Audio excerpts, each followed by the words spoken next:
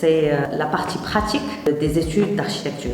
La gestion du temps. On avait des exercices qui n'ont rien à voir avec l'architecture. N'essayez pas de faire comme les autres et vous arriverez un jour. C'est ça l'anecdote pour moi.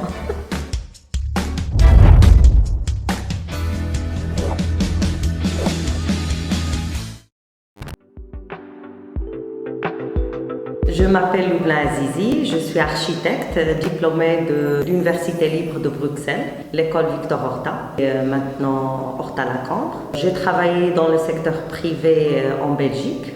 Après, j'ai intégré le ministère de l'Habitat et de l'Urbanisme en premier lieu à Rabat. Maintenant, je suis toujours avec le même ministère, mais je travaille à l'Institut des techniciens spécialisés en urbanisme et en architecture, et je suis en même temps prof d'atelier d'architecture à l'ENA Oujda. Un atelier d'architecture, c'est un espace de travail, de débat et de partage et d'échange entre profs et étudiants. L'atelier d'architecture, c'est la partie pratique des études d'architecture. Donc ça s'organise 3 fois par semaine autour d'une table où profs et étudiants partagent des idées. Il y a aussi l'encadrement des étudiants, l'encadrement pratique, technique, aussi à travers des exposés, à travers des sorties organisées et des voyages aussi d'études. Donc le projet, c'est l'élément essentiel de l'atelier d'architecture. C'est un suivi individuel de l'étudiant, de la première phase qui est le concept jusqu'à la phase finale qui est l'exécution. L'apprentissage aussi des étudiants théoriques sur le langage propre à l'architecture, la théorie de l'architecture, différentes facettes du projet et des études d'architecture. Le projet d'architecture, c'est une démarche créative et technique qui traduit l'idée principale ou le concept en une réalité fonctionnelle et pratique. Mais elle répond aussi à un besoin ou bien à un programme. Et le projet d'architecture, il peut prendre différentes formes, différentes échelles, allant d'une simple conception d'un abri de bus jusqu'à la conception urbanistique de toute une ville. Alors les différentes thématiques abordées en atelier d'architecture concernent plusieurs aspects, donc ça peut être de la conception, l'analyse, jusqu'à un aménagement urbanistique. La conception en elle-même, elle peut prendre différentes formes et différentes échelles. Conception d'une simple maison familiale jusqu'à la conception d'un théâtre ou d'un terrain de sport. Il y a aussi l'analyse urbanistique et l'analyse architecturale qui fait partie aussi des thématiques abordées en atelier d'architecture. Et il y a l'aménagement urbanistique, l'aménagement d'un quartier ou l'aménagement de toute une ville. Ça aussi, ça fait partie des thématiques abordées dans les études d'architecture. Donc l'objectif principal de l'atelier d'architecture, c'est acquérir un esprit critique, en même temps créatif, une culture architecturale, et il y a aussi un savoir-faire technique. À la fin, c'est l'autonomie de l'étudiant. L'autonomie par rapport à son engagement, par rapport à différents projets et différentes situations.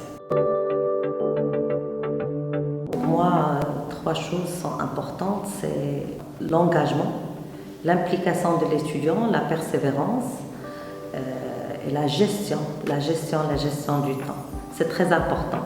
Je pense que tout le monde peut réussir un projet d'architecture si il respecte la gestion, il s'implique et la persévérance. Donc c'est ça la clé de réussite en première année. Il n'y a pas vraiment de préférence. Chaque exercice est important dans l'atelier d'architecture, soit en première année ou les autres années. Mais mes exercices préférés, c'est les exercices pendant mes études d'architecture. Là où j'ai étudié, ils insistaient trop sur la créativité et l'ouverture de l'esprit. Donc on avait des exercices qui n'ont rien à voir avec l'architecture, mais qui développaient notre créativité. Pour moi, c'est très important, ça c'est surtout pour le premier année et deuxième année, développer cette imagination, cette créativité chez l'étudiant. Un de mes exercices préférés quand j'étais étudiante, c'était en première année ou en deuxième année, deux exercices en fait. Le premier exercice où c'était Hortafranc, où c'était la conception d'un vêtement à partir d'un tableau. Je me rappelle, c'était très amusant, très créatif pour nous.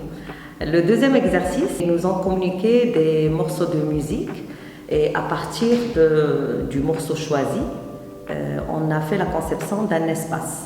Donc justement, le jour J du rendu final, donc on avait le morceau de musique, mais en même temps on expliquait le projet. On pouvait faire une installation comme une maquette.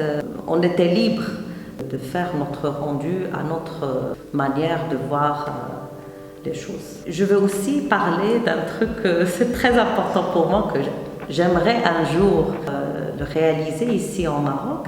C'était l'esquisse commune. Toutes les promotions se réunissaient hors école et pendant une semaine, ils travaillent sur une thématique choisie chaque année. On faisait des installations.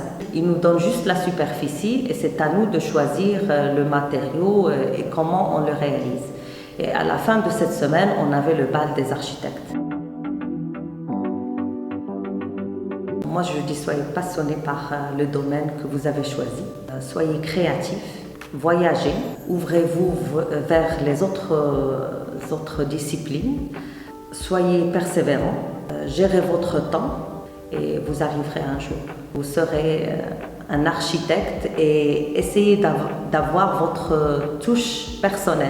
N'essayez pas de faire comme les autres, essayez d'avoir votre style à vous qui vous démarque des autres. La première fois où j'ai travaillé ici à Oujda, c'était en 2003. Une fois, j'étais dans le bureau de mon mari qui est architecte. Il n'était pas là, donc je travaillais avec lui. Il y a un monsieur d'un certain âge qui est venu, il a demandé de voir l'architecte.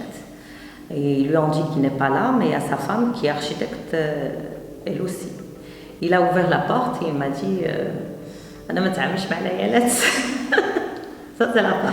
Moi, je pense que ça a changé, je l'espère. Donc, c'est ça l'anecdote pour moi.